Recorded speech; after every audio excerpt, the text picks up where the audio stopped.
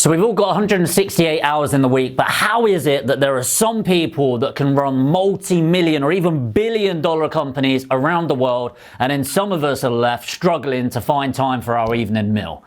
Welcome to the YouTube channel, guys. My name's Jamie York, and in this episode, I'm going to be covering how you can build up and run multiple businesses. And if you're interested in business growth, mindset, and property investment, then this is the channel for you. Take 2 seconds to smash the subscribe button and the notification bell. And hey, if you've got 5 seconds whilst you're watching this, just tap the like button. It really does help me out with the YouTube algorithm and the growth of this channel. It all starts with number 1, which is how to find your first business in the first place. Now, bear with me if you've already got an existing business, because this is really important. So I think there are 4 main factors in starting to think about your business under step 1.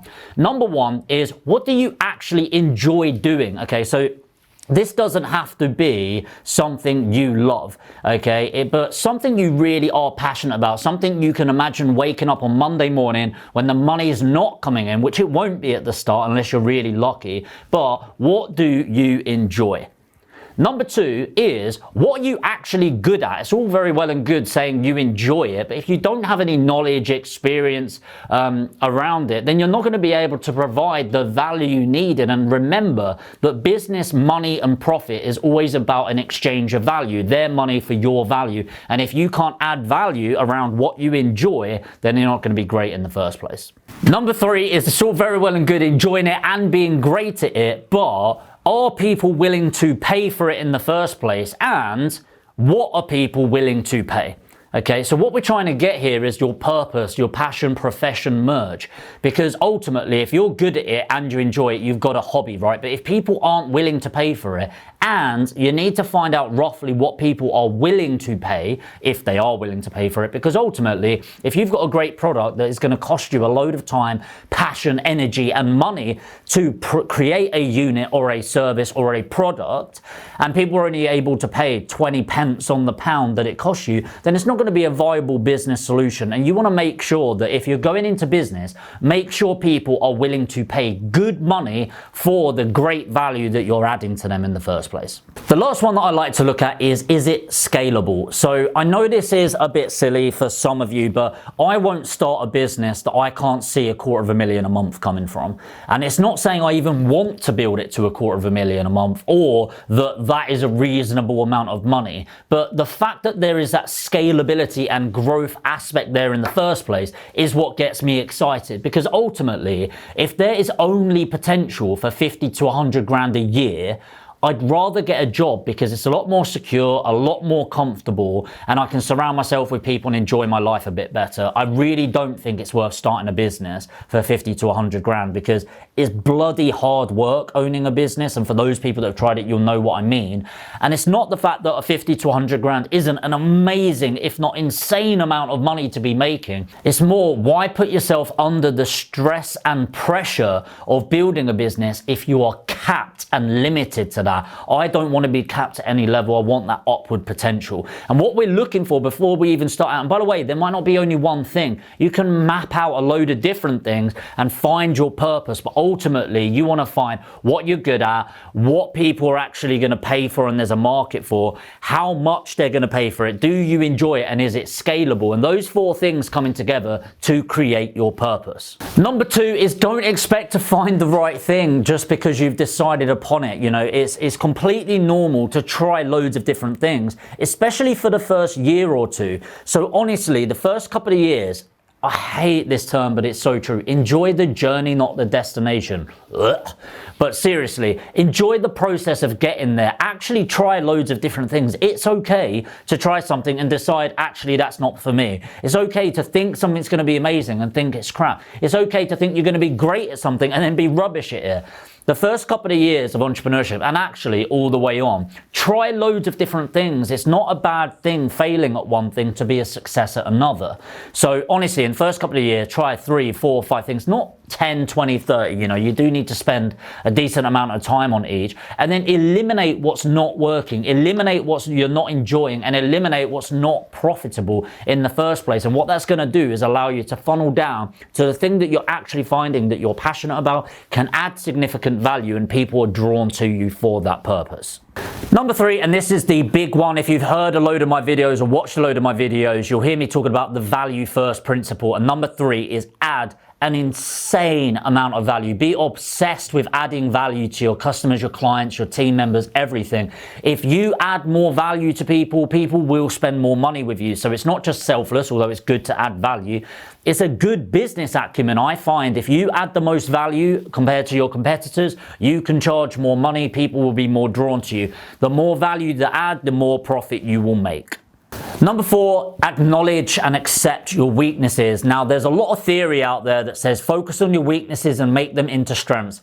I call bullshit on that. I have got a lot of weaknesses, and I mean a lot, but I am really good at 2 or 3 things, okay? And that's it. And so I'm going to spend as much of my time as possible being amazing, even better at those things. And I want to be the best at the world in 2 or 3 things. Will I get there? Who knows? But it makes more sense to me to focus on what I'm great at because I happen to be passionate about it. That's why people are drawn to me, and I'm going to make a load of money. I am not well known for certain things. I'm not going to draw people in. I'm not passionate about it. So my advice would be acknowledge what you're rubbish at, acknowledge the weaknesses, and hire for those weaknesses. Okay, so the most logical hire when you start expanding a team is a money generator. So typically somebody in sales, then somebody in marketing. But I love selling and I love marketing, okay? I'm obsessed with both of them. I see it as giving value, selling is serving, and all of that sort of thing.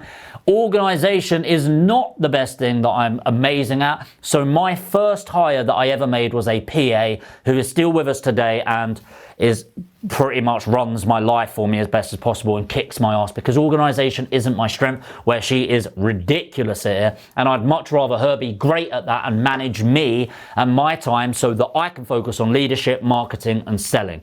Hire out your weaknesses. Number 5, create chaos, okay? So don't have the best looking spreadsheet, don't have the best looking CRM, and I've seen this so much. For those that know me personally know I do a lot of training and mentoring. I help people build up their property portfolios, I help people in deal packaging, and I help people scale their businesses. And the number 1 procrastinator, and it's called positive procrastination, okay? Now, when you're watching Netflix or a filming evening when you know you should be doing something, that's normal procrastination. You know about it, right?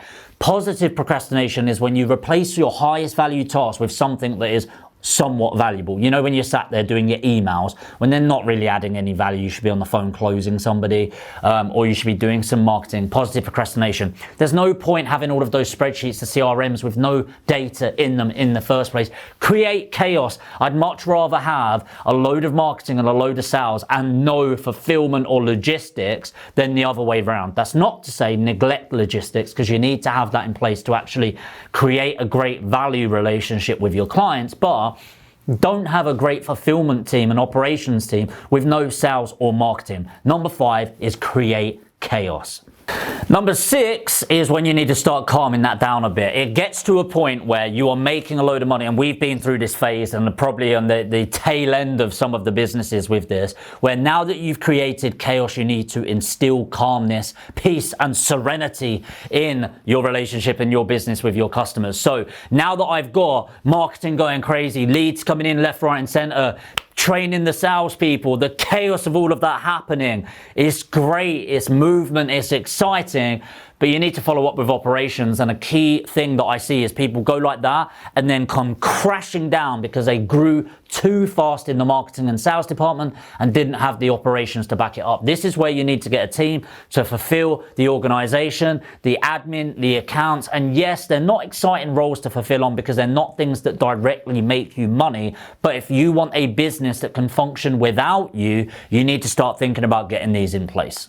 Number 7 is expose the problems. The great thing about finding something you're passionate about and adding value is you naturally expose problems that are out there. Remember, to be a successful business person, you are adding a solution to people's problems. Let me show you what I mean. So I started with deal packaging. The reason I started in deal packaging in property investment is I didn't have any money. And then I started making money and building my portfolios. And I realized that actually people wanted packaging, but they couldn't deal with the refurbishments themselves. And we were fed up with builders going over budget, over time, and subpar quality. So we created a construction company and started doing our own refurbishments.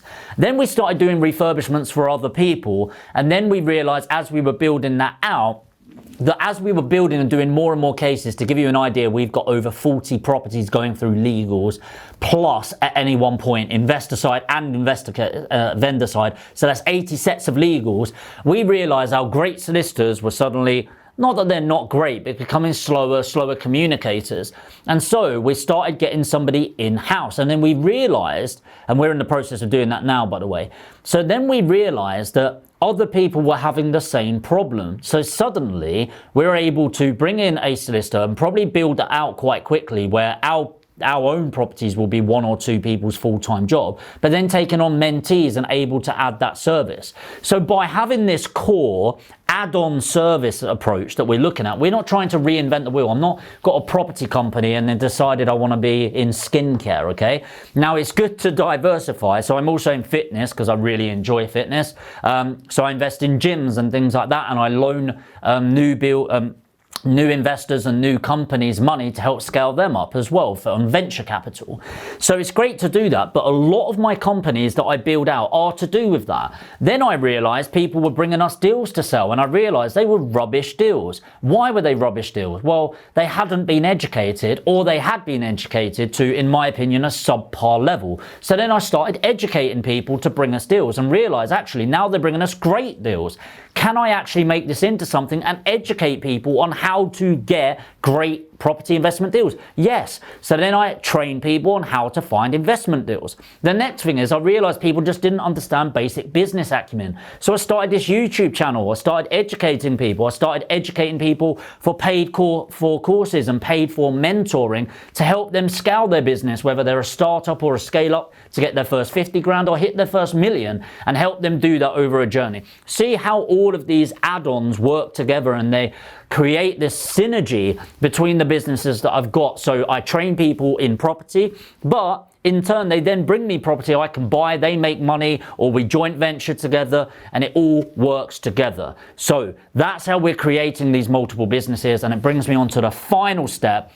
Once you've got to this point where you really want to start thinking to a strategic level, where most of your time should be thinking about strategy, the future, the growth, and training, you need to get somebody in for operations. And this is getting in an operations manager with the mindset that this person will eventually become the MD or the managing director of your company, so that the day-to-day running of your business is completely handed over and you are fully focused on the growth of your business. So the truth is, as with everything, how do you own multiple businesses? Start with one. How do you get one? Look at your purpose, your passion, profession, merge, what you love, what you're good at, what someone will pay for, and what you can scale. Go back to the beginning and start with step one. It's the same as how do you make £1 million?